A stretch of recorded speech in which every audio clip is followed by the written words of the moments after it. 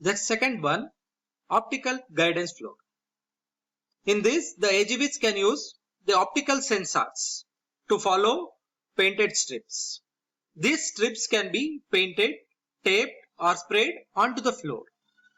One of the main problem in this is the paint strips wear out regularly.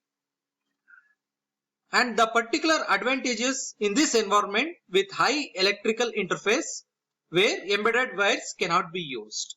At that time, this optical guidance system will be used. Next, we'll go for the third one, inertial guidance systems. In this inertial guidance system, the onboard microprocessor will be fixed, which is used to steer the vehicles on a programmed path. In this, a sonar system is used for obstacle detection and gyroscope for direction change of the vehicle. And the fourth one, infrared guidance systems. In this infrared guidance system, the system consists of infrared light transmitters, reflectors mounted in the roof of the facility to reflect the light and radar like a detectors to relay reflected light signal to the computer. The computer determines the position and direction of travel of the vehicle. That is infrared guidance systems. Fifth one, laser guidance systems. In this, the laser beam is used on a wall mounted bar-coded reflectors. Accurate location of the AGVs are achieved through these known distances. Next one, last one is teaching. In this type, a neural network concept is used where the programmed vehicle learns the path by walking through the desired route. They will leave the vehicle to move with the desired route. Then this desired route will be informed to the host computer what it has learned about the paths. The host computer in turn passes information about the new path to other automated guided vehicles. That is about teaching. These are some vehicle guidance systems. Next, we have the routing. In vehicle guidance, it is used to keep the vehicle in a predefined path. But in routing system, the AGVs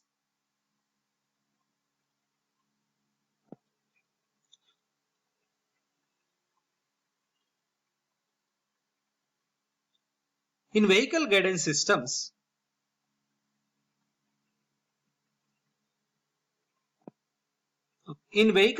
systems, the guidance system is to keep the vehicle in a predefined path. But in routing, the process of making the vehicle to select the right path among the available paths. It may be you have different paths, but to make a right path, these routing systems are used. In this also, you have two methods to route the AGVs in a correct pathway. The first one is frequency based method. In this method, already we have discussed the embedded wires which are used as a different frequencies to create a magnetic field. All that we are told. In this, next one is AGV routing. This routing an AGV is a process of making the vehicle to select the right path among the available pathways. That means there will be a different pathways. Selecting the right way for AGVs is the work of these routing systems.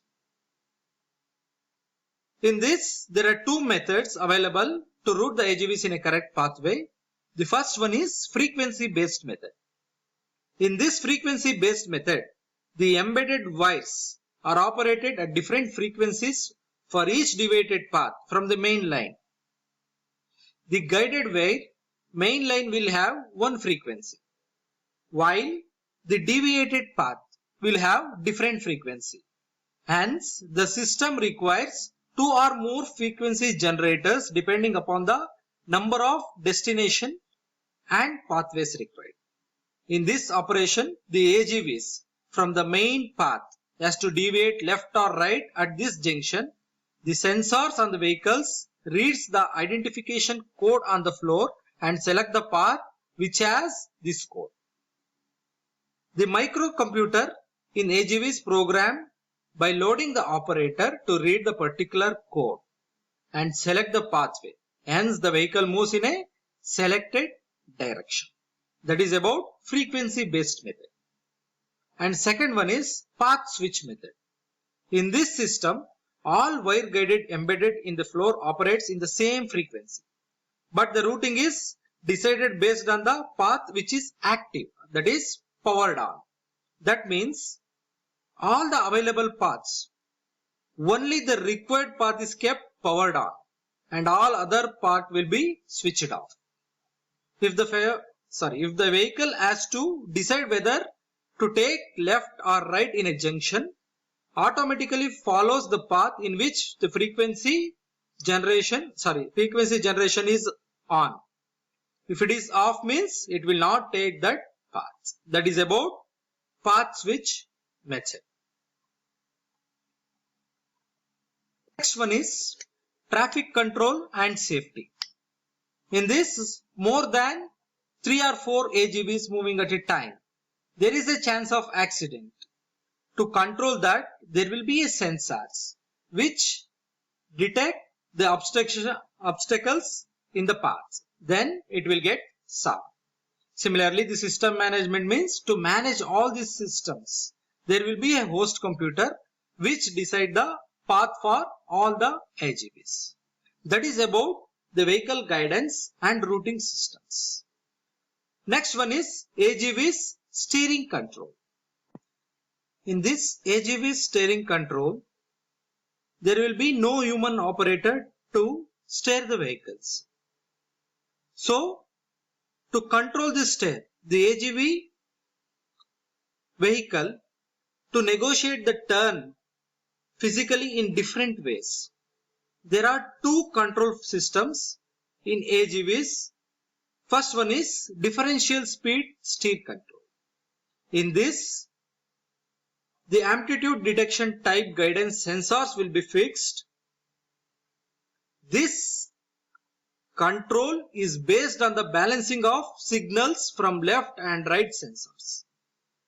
In the front of the vehicles, whenever the difference exists between the amplitudes of right and left signals, the steering system compensates by correcting the steering. This is about differential speed steer control. And the second one is steered wheel steer control. This uses phase detection type of guidance sensors to determine whether the vehicle is to the left or right path by detecting the positive negative phase of sensor signals received from the guided paths. The vehicle with steered wheel steer control have excellent tolerance along the guide paths. This is about the steering controls. Next, the control system. There are three types of control systems in AGVs. First one is computer control. It is a complex type of control system in AGV control system, but this is most efficient and also the most expensive system. And the next one is remote dispatch control system. In this remote dispatch control system, it has an automatic loading and unloading capability. That is one of the advantages in this remote dispatch control system. And the third one is manual control system. As you all know, manual control means one human operator, he will control each and everything. It is the simplest and least expensive of all these control system, but the efficiency of the system depends on the skill and performance of the human operator.